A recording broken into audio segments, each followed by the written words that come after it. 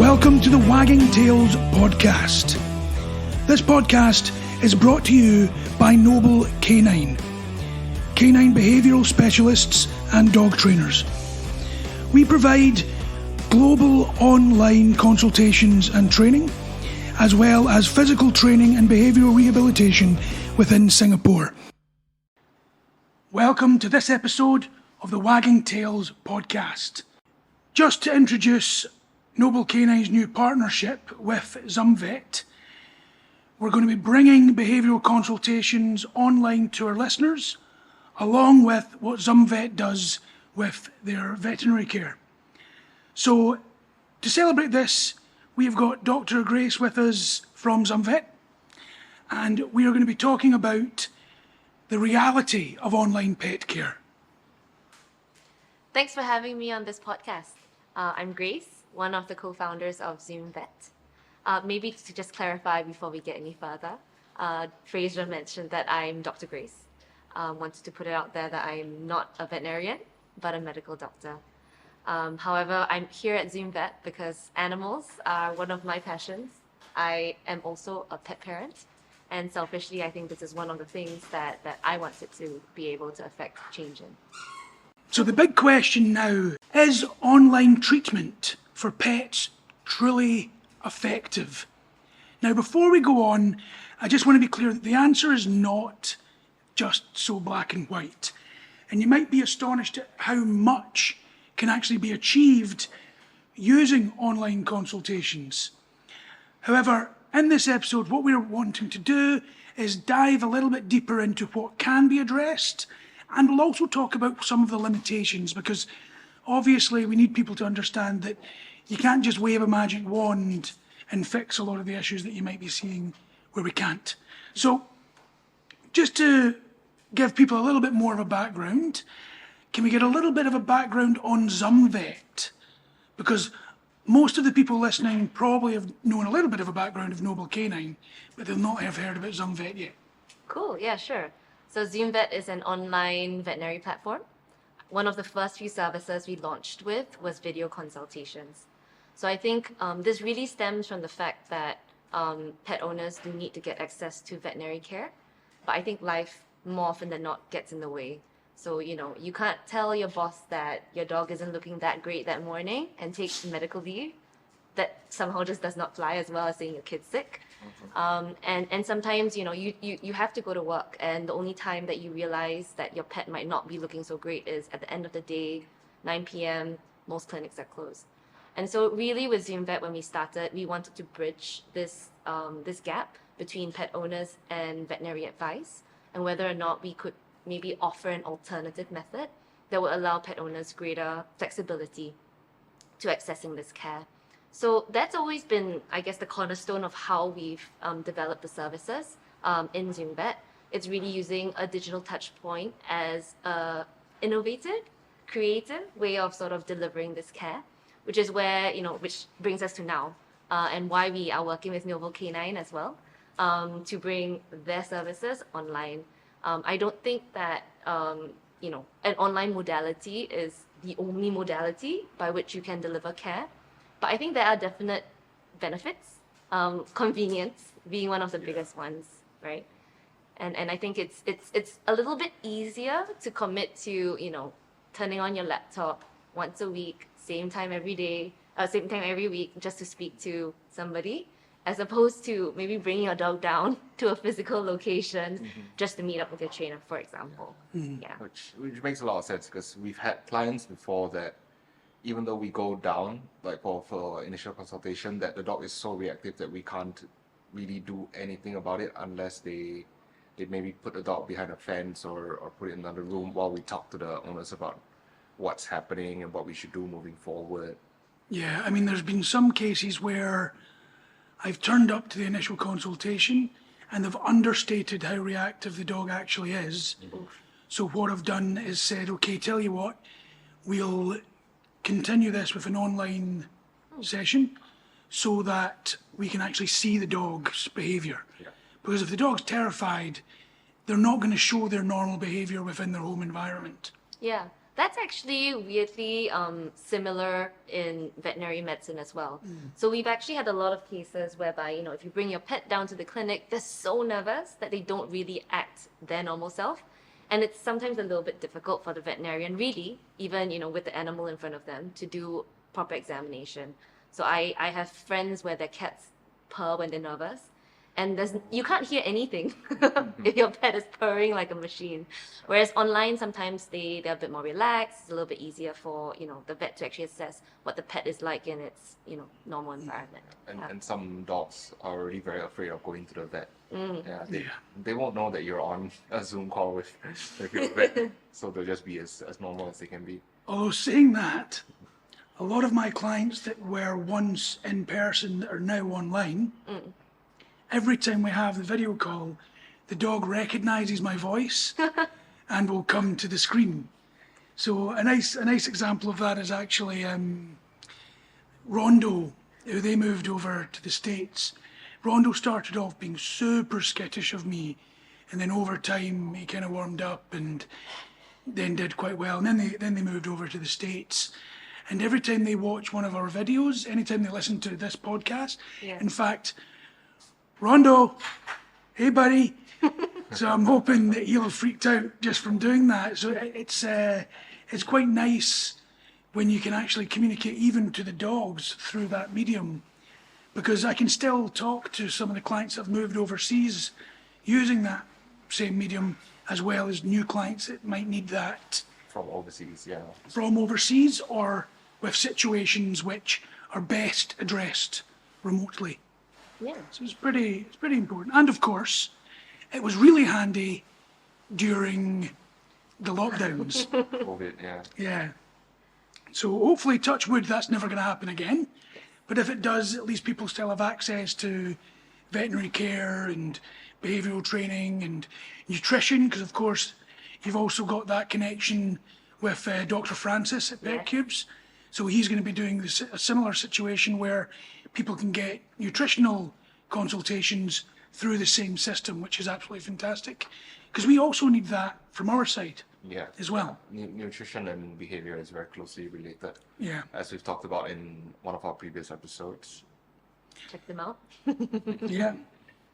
So one of the big questions that I had when we started talking was, how's the process going to go for this? Because the way that we do it ourselves at the moment is it's predominantly through in person, and then our online stuff kind of happened organically because people were moving overseas, and then we just started picking that up that way. But what we are talking about here is people actually being able to have initial contact straight off the bat from online. So let's just talk a little bit about how that process is going to look. Sure. I mean, I would say that the process coming into doing a behavioral consult with Noble Canine, or even a regular video call with a veterinarian, would be fairly similar. So typically you'd come in online, you can log in through our website or download our mobile app, and you can make a booking. You do the usual things like select which timing is suitable, etc. I think the most important part of this particular process, though, is when we have the clients indicate what the issues are. So in a video consult with a vet, we might ask the pet owner what the symptoms are, what the problems are, and this is super important for our team to flag up cases that are not suitable. So you'd be surprised, there's some people who do try and call us when a cat's fallen out of the window or a dog's been in a traumatic situation like car accident trauma, whereby it's not suitable at all. Yeah. And in those cases, our staff will usually give them a call and tell them that, no, we're cancelling this, please go down to the clinic, blah, blah, blah. Yeah. I think in the case of Noble Canine, you guys actually have a very comprehensive intake form that allows you to better understand the pet's issues. Yeah. Structure of the family, whether they're kids, what triggers the pet, what concerns the pet owners have. And I guess that would also be a very important part in you guys, how you formulate, how you want to sort of handle the session. So that usually is where we gather information that would be crucial for the online interaction. The actual online interaction is fairly straightforward. You log into the app, you click on the video consult try and turn up on time so you don't miss your booking. She's saying that because we were late today. No. and you just chat, right? We have a couple of different things that are helpful for the clients as well as the service providers. So in addition to video, you can also do things like send messages, etc. if that helps. And I think that's really the same as any sort of video call experience that you probably have. I think what's special about our system is what happens after the consultation. So everything is all stored within the app. Our service providers usually would upload a consult summary. So I think one thing that I've noticed in healthcare, in medical care, when I used to see clients and patients, is that you might tell a patient 10 things and they really only walk away with 3 things. Yeah. And that's just normal. Yeah. They might be too anxious, they might be nervous, they might be very excited, they might be concerned. And I think not being able to retain everything that's been told to you in an encounter is an indication that you're not a great parent. That's not an indication at all. So I think this consult summary is super important. It also allows the healthcare providers, service providers to really highlight to pet owners what their key takeaways should be. So what do I think your pet's issues are? I think that's sometimes something that's also often miscommunicated. And then the next most important thing would be, what do I then think the next steps should be? And I think sometimes having it down black and white right in front of you so that you can actually refer to it as many times as you like is very helpful to reinforce and also help the pet owners to ensure that they follow through with whatever recommendations the service provider has given to them. So I think that really is the experience that the pet owner would have. And of course, if the service provider chooses to recommend any additional things, so whether it's maybe a supplement, or maybe in the case of Noble Canine, maybe you feel like an Adaptil, so something to help calm the pet is helpful, right? Those things can also be recommended. And because we're an online platform, we've also integrated the process for pet owners to make purchases. So all these recommendations that have a link to our inventory would be pushed to the clients in the form of a recommended list of products or services to purchase. Clients can make purchase online, and all these things will be delivered to their homes. And so yeah, I think this is, in short, I guess, the journey from booking to when they receive things that are sent to the house. Same day delivery? Yeah. So we do same day. I think that's actually a very important part. Better than Shopee. Shopee. Well, there's no point if you speak to a vet who says, I think antibiotics are key, and you're like, all right, so it's gonna arrive in your home in the next 3 days. Yeah, there's a sense of urgency, I guess. There's a sense of urgency. The shit I order off Shopee now. It's not that important. But yeah, usually if they make payment before, I believe, 6 p.m., we'll send it to their home same day. Yeah. So I mean, where I think this is such a good way of doing this is the fact that they've got the notes on the app. So something that we've always done is we've got notes after every session so people can refer to it, and we also encourage people to stay in communication as well. But with this, it means that it's already there. The only thing that's probably going to differ between online veterinary care or online nutritional advice is that you guys will be able to upload a lot of information via the text. However, as much as we would be giving procedures for exercises and training elements and enrichment sort of aspects as well, nothing is better for that than a demonstration. So one thing that we do is, not only while we're on the call will we be able to show you with one of our dogs probably on camera so that you can ask questions in real time, but we also will be providing materials such as videos, the procedures, things like that, so that it makes the understanding and the execution of the exercise so much easier. And then for follow-ups, people can actually record themselves doing these exercises and upload it with their form, so that we're then able to be more prepared and move forward with greater progress rather than just spending the whole session talking about what's been done. And I think that's probably the only main element which will be different. Yeah. So I actually think it's a great system, it's a great way of doing this. Obviously, with the correct aspects of what we're dealing with. So what we'll move on to now is looking at different pet health and behavioural issues, online versus in person. So what we're going to be doing here is we're really going to be talking about behavioural issues which may have a medical background.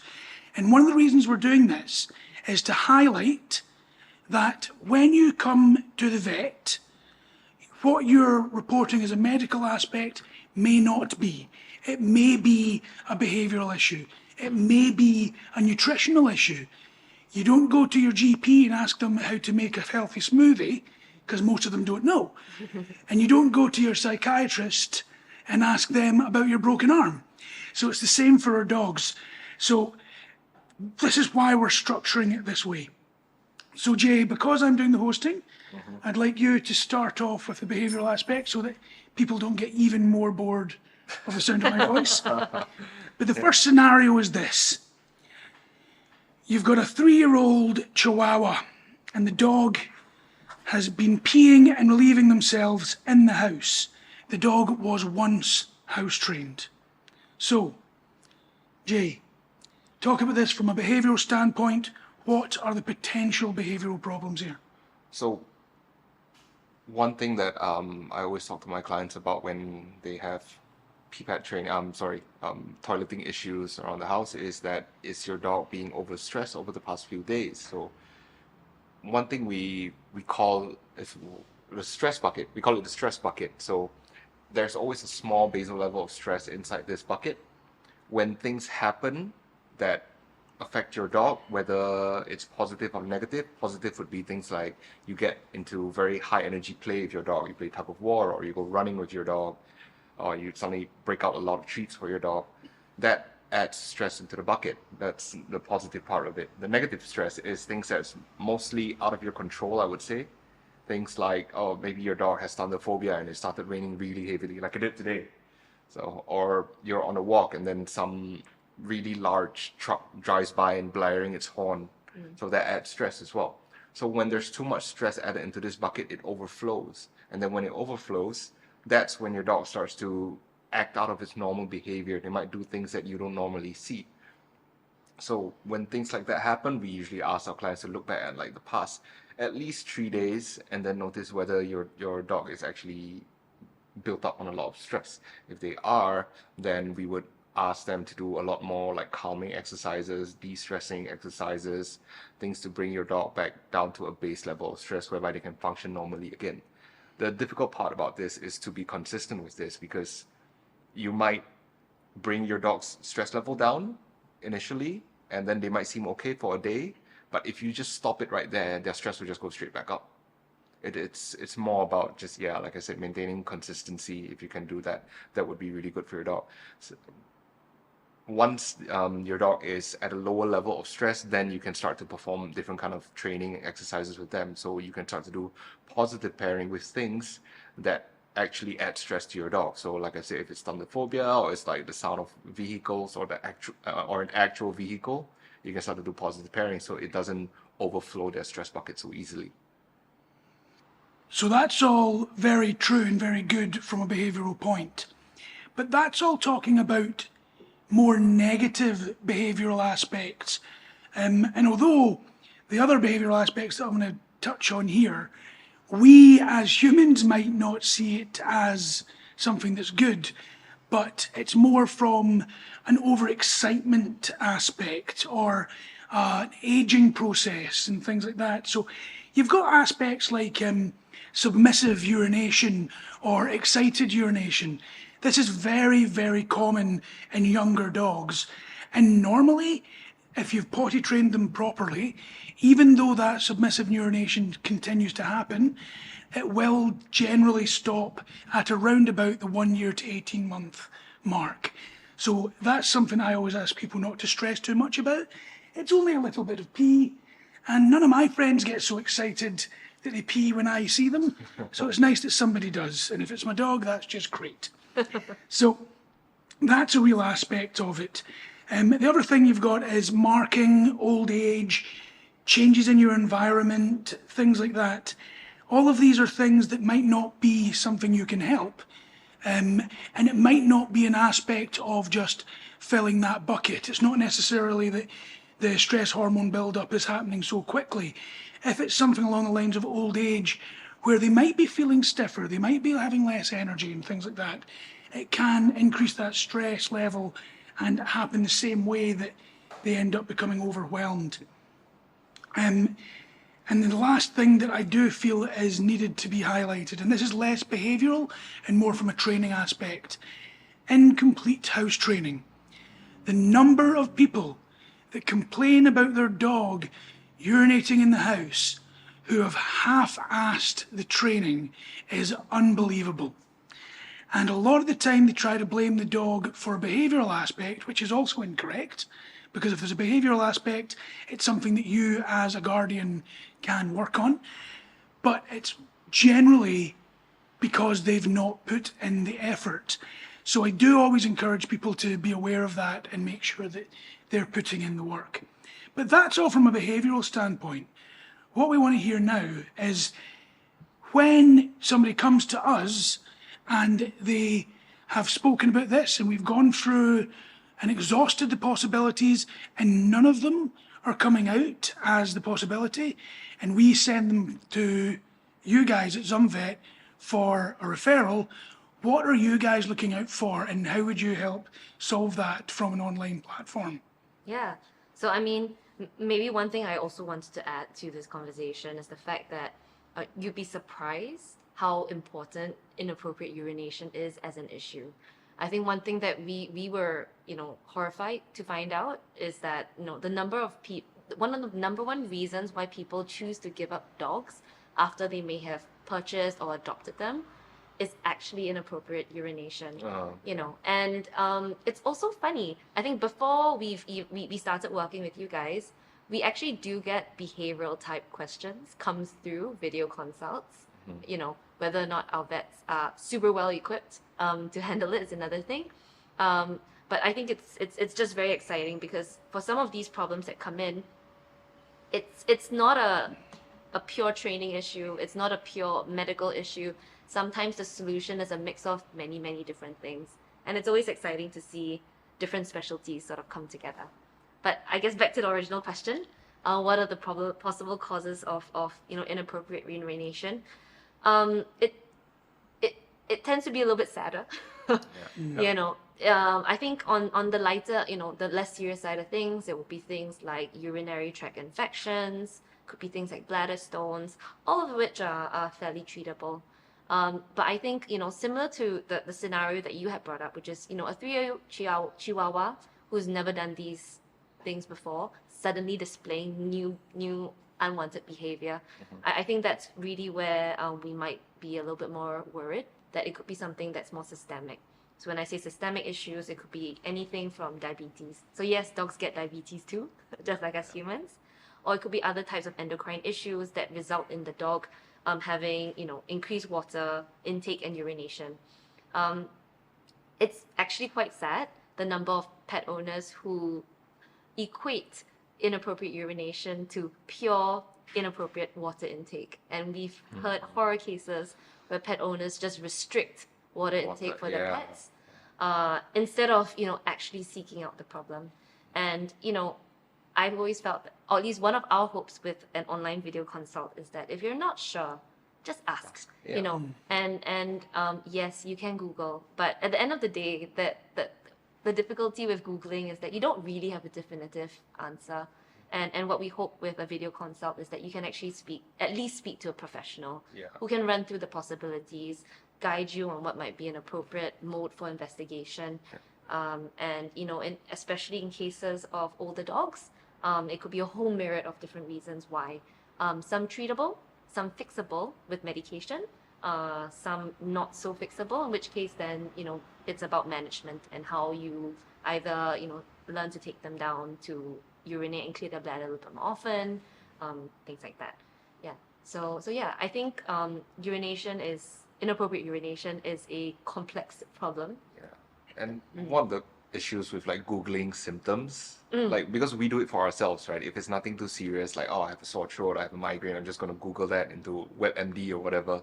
we see it and we understand it, but that's because we know the exact symptoms, or more or less the exact symptoms we have. With our dogs, we're guessing the symptoms that they have. Yeah, so it gets more dangerous there. And Google is out there to scare you.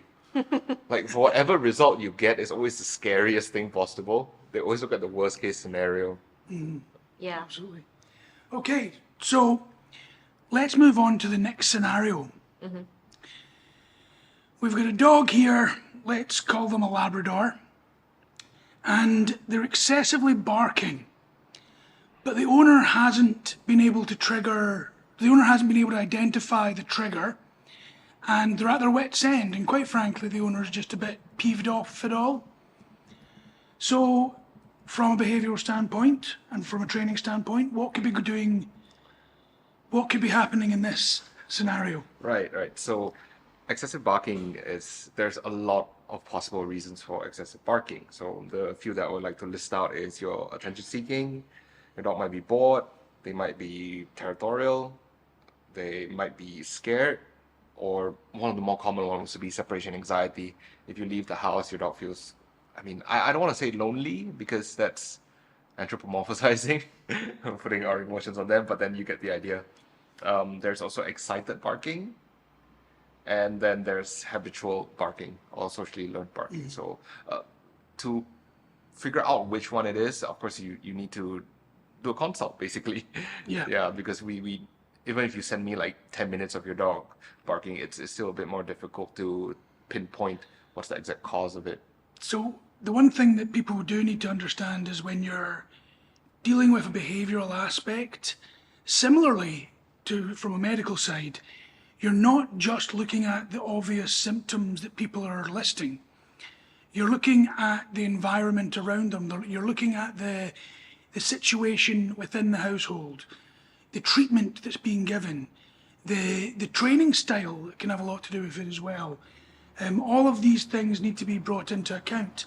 And yes, also nutrition is something we ask about, so we know whether we need to refer. And also medical. Has your dog hurt themselves in the past? Have you gone any ridiculously long hikes recently?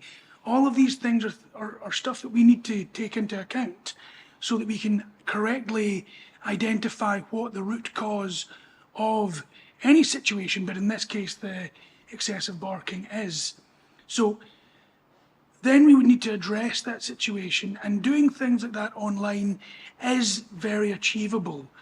So we do have things such as removing the motivation. So if we know what the motivation is, it's fairly easy to remove it. I had one client a few years ago, and they had a beagle, and the beagle was just going absolutely mental out the window continuously.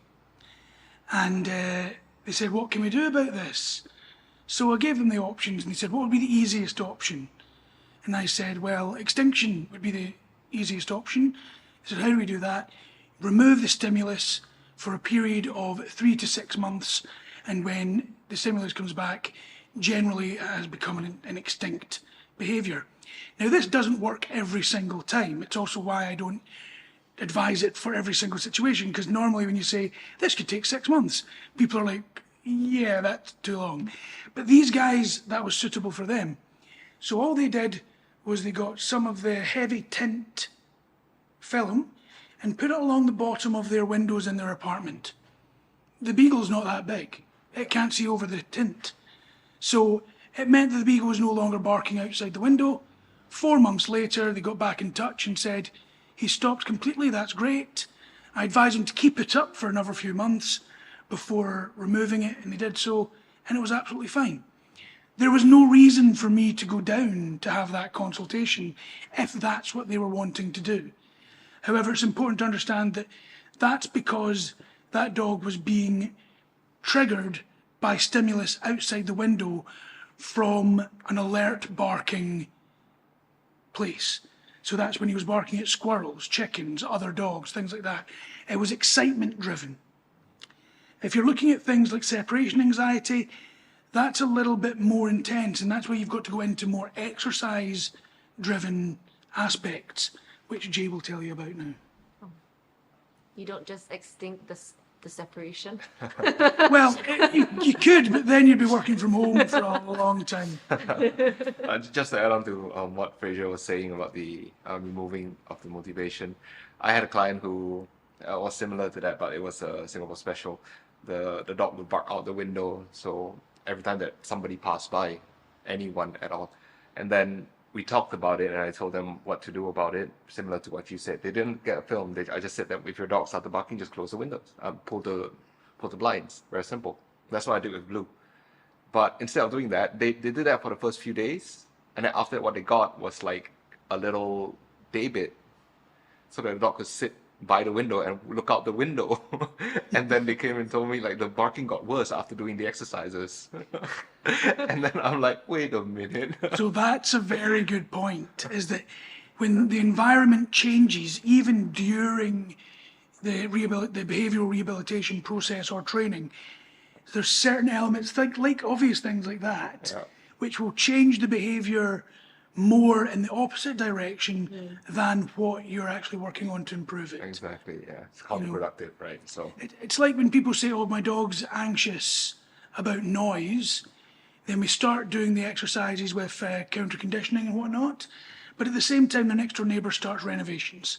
yeah. Doesn't matter how much counter conditioning you're going to be working on, that's not going to be enough. It's not ideal for any dog. So one thing that we do a lot of is your desensitization and counter conditioning. So by doing that, we are actually just slowly exposing your dog to whatever trigger they have, but at the lowest level of stimulus, so that your dog notices the trigger but doesn't overreact or react too negatively. Like if your dog doesn't like bicycles, you put a bicycle at 100 meters away. If your dog sees it, you just offer them a piece of treat for that, for not reacting. So you're literally rewarding your dog for doing nothing. But in their heads, it's like every time they see a bicycle, they get a piece of treat. And if the bicycle gets closer, they still get a piece of treat for not reacting. Eventually, your dog will see a bicycle on a walk and then just turn and look at you, waiting for a reward. You just got to be on top of things to be able to do that. And for anybody that's a little bit geeky, the reason it's called counter conditioning is because the reward of the food or play or affection increases the dopamine in the dog's brain, which is counter conditioning the cortisone, which is rising during the trigger. And because you're controlling that trigger, you're able to counter condition or desensitize that far more effectively than you would do if you were just doing it in a real life environment. And that's why it's called counter conditioning. Very cool.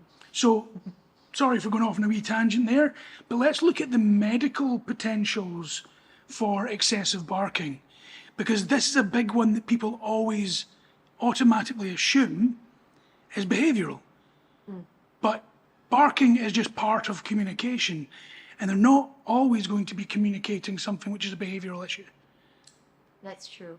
I mean, I think, one of the most common reasons why a dog might bark excessively is probably because it's uncomfortable. And I think there could be a whole myriad of reasons, whether it's, arthritis in an older dog, if there's, dental problems, tummy is not feeling well. I guess some dogs might bark, some dogs might snap. But, for an animal who might not be able to communicate effectively, sometimes barking could be the only way or the best way of getting your attention and trying to indicate that they're uncomfortable. Yeah. I think some of the other reasons why dogs might bark excessively could also be because they're scared. So this could be because they can't hear you well or they can't see you very well. I don't know. I think people forget sometimes that dogs do get old. And they do have some of these problems as well. One of the big problems that we find with older dogs is the natural thing of cognitive decline. Yeah. And people get upset that their dogs are not able to perform the same tasks and the same behaviours that they once did. But you wouldn't ask your 80-year-old grandma to do what she used to do when she was 30 or 40. And people forget that the aging process for dogs is a lot quicker than that of humans. And it's a heartbreaking reality, but it's a reality. Yeah, I mean, it's so true. It's coming from the human medical side of things. I think what I thought was very interesting is that our our canine, feline companions go through a lot of similar things that we as humans do. We just don't always make the obvious connection. So even things like dementia, you know, dogs can also get their own version of that as well. You know, the usual vision loss because of cataracts, hearing loss, etc.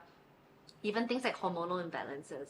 You know, we act up, you know, and in the same way, pets can also act up as well, where there are things like thyroid imbalances. They don't feel good, they don't feel well, and that could, you know, result in reasons why they might quote unquote misbehave when it's not really necessarily their fault at all. Yeah. So just on that, that's a very good aspect to talk about, because although behavioural problems are arising, the root cause of those behaviours are not psychological, so it's not something that you would modify through behavioural training, especially if it's hormonal. Now, hormonal is a big one, and I'm sure you'll back me up here when I say that this is very, very similar in humans. If your nutrition is subpar, your hormones are affected and you can become imbalanced, and that can change your mood. It can change your reaction speed, but also your actual reactions to things itself. And the same thing can happen with age. The same thing can happen with many, many different aspects where balances in hormones or discomfort from nutrition all becomes an issue, and it manifests as a behavioural problem, but actually it needs to be addressed by somebody else that's either medically trained or nutritionally trained, which again is something that we can deal with online. You'll notice a lot of the aspects we're speaking about here are exercises, environmental changes, all of that kind of thing that can be explained, demonstrated and shown in an online platform. However, that doesn't mean that everything can be related to an online platform. Just a reminder to people who have dogs who bark a lot, they can strain their voices, their throats. Oh yeah, sore throat. Yeah, dogs do get that, so just remember to seek help if you have. And you don't want your dog to sound like me. Well, I guess it's similar in people as well. You know, you have those nights where you've been screaming rather than singing karaoke. Yeah. And That's the the only next- way I know how to do it. And the next day, you know, you don't quite sound like yourself. Yeah. I mean, I literally get asked fairly regularly by like taxi drivers and people like that, saying, "Oh, did you have a hard night of karaoke?" For the record, everybody, my voice is husky because of a tracheostomy. I don't have a karaoke problem. I'm not addicted to karaoke. Anyway, what we want to be talking about now is the limitations of online consultations, because as much as we want people to take advantage of this service, we've got to be realistic. There's certain aspects that cannot be addressed online. More than likely, we'd be able to do an initial consult on the issue.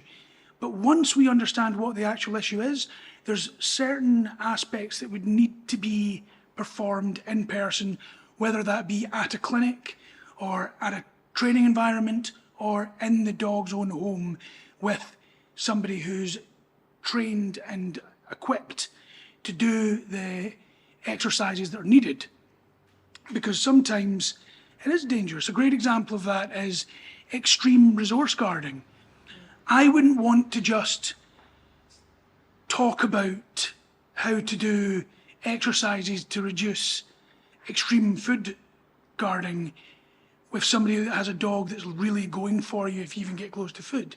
I would want to actually work on that for a good couple of sessions with that dog before handing that exercise over to the owner. Because the last thing I would want to do is, number one, put the owner in a situation where they could get bitten, or number two, put the dog in a position where they're going to fail, and then we're going to get regression from a place before we've even started. So that's just one example of that.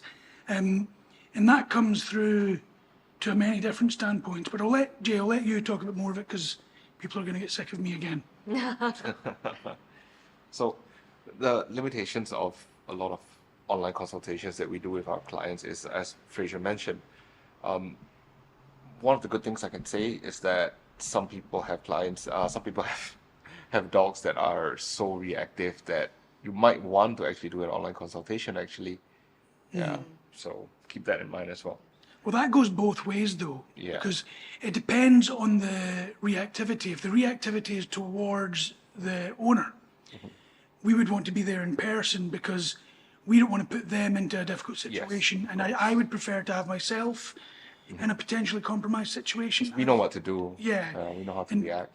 reading a dog's body language, it doesn't matter how many documents you read, how much textbooks you study, it takes years of working with them to get actually any good at it. Yeah. And it's the same with a lot of things. Every couple of years I look back on what I was doing 2-3 years ago and I think, man, I didn't know nearly as much as I do now. And I can only imagine that that continues with a lot of things. As long as you're studying the correct materials, I'm just going to put that out there. If you're studying the wrong thing, it doesn't matter how long you've been doing it. Yeah. Also, it's a lot of clients, especially first-time clients, they want us to really come down for an initial consult, which we're fine to do because they feel like they have to show us in person what the dog's issue is. Yeah, and I say this with all the good in my heart is that no matter what, I believe you when you tell me that your dog's reactive to other dogs or to people or to whatever issues that you have. I completely believe you. I don't need to see it. I've seen it 1,000 times over. But the number of times you get people saying, can we meet in the dog run? And then I'll say, no. Your dog's dog aggressive. That's what you said. And they're like, yes, but we want to show you. And I'm like, and how do you expect me to help the dog when they're already completely overwhelmed? Yeah. So basically what these people are unknowingly doing is that they're setting their dog up for failure. So that's why you can't proceed forward. You can't get any progress with it. But now, it's important to point out there, though, is that you don't know what you don't know. Yeah. So when you say that it's unknowingly, that's a very important point because I hate to hear people bitching and moaning about clients that you're supposed to be coaching. You know, so like you get that in the gym a lot. You get PTs complaining about their clients, saying, "Oh, they didn't know this," and I'm like, "Do they know it now?" So that's why it's very important for us as coaches as well to help out with our clients where they see fit. So I'll just move on onto the limitations that we were talking about. One of it would be severe aggression. Of course, you won't be able to help your dog with severe aggression cases just from an online consultation. And I think that goes without saying. So people should already know that. Things like severe separation anxiety as well. While normal separation anxiety, we could, since we're partnering with ZumVet, we would probably ask for a vet's opinion about prescribing them anti-anxiety medication so that they would calm down quicker and then we can work on more of these exercises with a higher success rate. Things like extreme fear or phobia, where the dog is so scared that it becomes catatonic or it actually hurts itself while it's trying to get away from potential triggers. That is one of it as well. Multi-pet household conflicts, that's one that I've had a lot of experience in because both of my dogs sent each other to the vet. Oh man. Yeah, really bad ones. Like they had to get sutures because my other one, Blue's right here with us now. Ori's at home. Ori had her ear almost ripped off by Blue. Oof. Yeah, then they had to stitch everything back. Blue has a huge puncture mark on her muzzle for the but I think it's covered right now. But if you actually go and investigate, you can see that there's like an indent on her mouth. So yeah, things like that, you can't just expect online consultation to solve all of your issues. So look at that. Well, but I also think that sometimes why pet owners are almost like, hey Jay, I need you to see how aggressive my dog is. I think sometimes it's so aggressive, like in your case where, you know, the ear was almost ripped off, the muzzle was punctured, where they're like, I don't think you can believe just how aggressive my dog is. And it's almost a, see.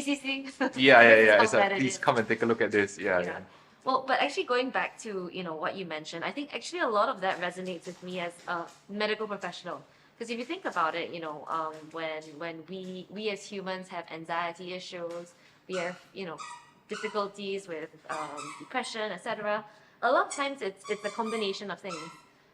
We might go to the doctor. we might go to the doctor perhaps to get medications to help us out, but at the same time, there are also exercises that you work on, and the idea is that maybe the medications might help you a little bit at the start, just to calm you down, just so that you can actually focus on the exercises. And later on, the idea is that you can tail down the medications, the exercises take over. And it's always, I guess, in a way, a marriage between, multiple modalities to help your pet. Yeah. For sure. So I think just before we wrap up, there's one more point that I did want to mention, but I'm not going to go too deep into it because, quite frankly, there could be a full podcast episode on this, which we might actually do at some stage. Medication for behavioural issues. This is a very, very heated discussion within the training community. Effectively, I'm just going to give a very quick opinion, Okay.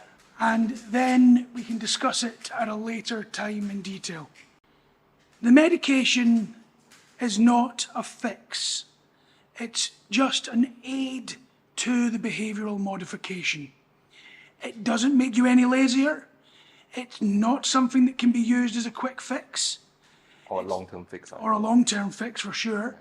It's something that must be used appropriately under the guidance of not just your medical veterinarian, but also your behavioural specialist as well. One of the big problems I notice is a lot of vets will willy-nilly prescribe the medication, but they're not contacting the behavioural specialists or even checking if somebody's working with one. So that's where I sort of have my opinion on it. But again, it's a very heated topic, so I don't even want to get into it, but it is something we'll talk about at some point. Okay, so for everybody listening right now, keep in mind not just everything we spoke about, but what these services actually mean. It means that instead of taking your terrified pet to the vets, you can then do this from the comfort of your own home, and many, many problems, whether they be medical, nutritional, or behavioural, can be sorted out through online consultations and from the comfort of your home. Which helps a lot because a lot of our clients were like, we always recommend our clients to get a proper health checkup for their dog before we approach any issues from a behavioral point of view. And now that previously it was like, oh, maybe you stayed in the West, so I have to think of a vet that's in the West that would be, fear-free or good with particular issues. But now we can just say, oh yeah, you can just do an online consultation. ZumVet. One thing to mention as well, you maybe were about to mention this, but ZumVet also have a physical clinic. So if you are required to go in to a clinic from that online consultation, of course, I'm sure they're going to bring you in for that. Yes. Not to take the words out of your mouth. No, not at all. Actually, I wanted to say that, with this online consult, there's also another side that I see a huge benefit in having you guys online. So, at the clinic, we definitely do get cases that pet owners come in and say, my dog is anxious. Every time we travel, we go in the car, he gets aggressive. Can we have medications to bring him into the clinic? That kind of thing. But when our veterinarians talk about training and behavioral modification, I think sometimes going back to what you've mentioned, right, Felicia, where maybe pet owners don't have the experience or they've got incomplete training with their dogs, sometimes you can't see the other side of the reality. So you can't see how, my dog could improve from the situation. I've been just doping my dog before I take him on a trip, and that's just how it's always worked, with pushing our clients to speaking to a specialist about their pet's issues. I think the huge hurdle is that if they don't really buy into the idea, why would they want to travel physically down just to speak to someone about this issue? Yeah, and so, I'm also hopeful that by providing Noble Canine services online, it's a little bit more accessible. What is the harm in turning on your laptop, setting a time to speak to someone, and just exploring? And a lot of times what we find is that, with proper education, proper information, the right context, that's when pet owners might have their eyes open to an alternative way of managing an issue at hand. Yeah, absolutely. For everybody listening that's interested in this, I encourage you to download the ZumVet app. You can find out more about the specific services which are offered there. And if you have any questions at all, I'm sure that you can ask on the app, or if you would prefer, you can put your comments into the Wagging Tails Facebook page, which will be given on the show notes of this episode. Before we go, I just want to remind everybody that every single Wednesday at 8 p.m. Singapore time, Noble Canine do an Ask Me Anything session on Facebook. We do all questions with regards to dog training and behaviour, and when we have the appropriate guests, we also will have questions such as medical care, health, physiotherapy, nutrition, and all these other aspects that people may need. So please follow the Noble Canine Facebook page and join us on Wednesday at 8 p.m. Singapore time so that you can get the answers to your questions in real time. Once again, a big thank you to you, Grace, for coming on and sharing all of your knowledge with us. Do you have any final thoughts before we call it a day? No, just that I'm very, very excited to finally be working with, or at least finally officially have, a canine behaviorist on the platform. I think with ZumVet, we wanted to be able to help animals. And I think a big important part is, when you help animals, it's not just medical. It's everything. It's holistic. It's nutrition, it's training. And one of the saddest things is if an animal loses its home because of something that could have completely been, avoided. So yeah, very excited to have the Noble Canine team working with us. Very good final thoughts there. So, just as a reminder for everybody, on the show notes, we are going to be having the ZumVet social media links, their website, the Wagging Tail podcast links, our Facebook page, and the Noble Canine Facebook page as well. And if you go onto the Noble Canine website and use the coupon code WAGGING, WAGGING, in all capital letters, you will get a 5% discount in any of our in-person or online services. So take advantage of that, and we will see you at the next episode of the Wagging Tail podcast. Woohoo! Bye. Bye.